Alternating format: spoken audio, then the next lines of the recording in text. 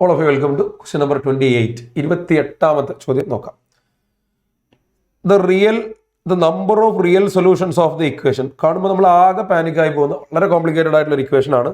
ഇത് നോർമലി വരുന്ന സമയത്ത് കുട്ടികൾ ആദ്യം x greater than 2 ആണെന്ന് അസ്യൂം ചെയ്യും. അപ്പോൾ മോഡുലസ് ഓഫ് x minus 2 ആവും. Modulus of x minus 1 greater than 2 ആയതും ഉറപ്പായിട്ടും greater than 1 ആണ്. അങ്ങനെ ഈ മോഡുകളൊക്കെ ഡ്രോപ്പ് ചെയ്ത് ഓരോരോ സെഗ്മെന്റ് ആയിട്ട് ഇങ്ങനെ ചെയ്തു പോവാണ് ചെയ്യുക. പക്ഷേ ഇത് ആക്ച്വലി ഒരു ട്രിക്കി ക്വസ്റ്റ്യൻ ആണ്. അത്രയും വലിയ എഫേർട്ട് എടുത്ത് ചെയ്യേണ്ട ക്വസ്റ്റ്യൻ അല്ല. ഇവിടെ രണ്ട് ഫാക്ടേഴ്സ് ഉള്ളൂ, ഒരു എക്സും പിന്നെ ഇത്രയും വലിയൊരു ഫാക്ടറും. അത് രണ്ടിന്റെയും കൂടി പ്രോഡക്റ്റ് 0 ആണ്. അപ്പൊ രണ്ട് സാധ്യതയാണല്ലോ, ഒന്നുകിൽ ഈ എക്സ് 0 ആവാം, അപ്പൊ നിങ്ങൾക്ക് സൊല്യൂഷൻ ഓൾറെഡി കിട്ടി, ഒരു റൂട്ട് x = 0, അല്ലെങ്കിൽ ഈ ഭാഗം 0 ആവാം.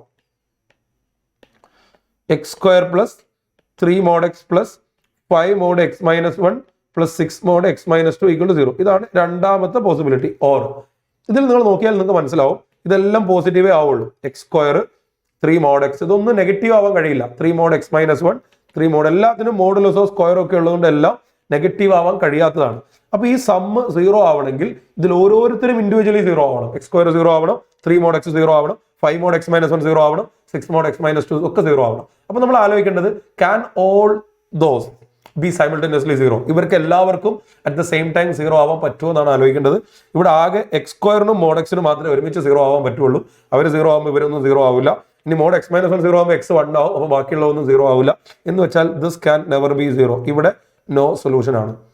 അപ്പൊ നമുക്ക് ആദ്യം കിട്ടിയ ഈ x = 0 മാത്രമാണ് ഇവിടുത്തെ ഒരേ ഒരു solution. So number of solution is very simply 1.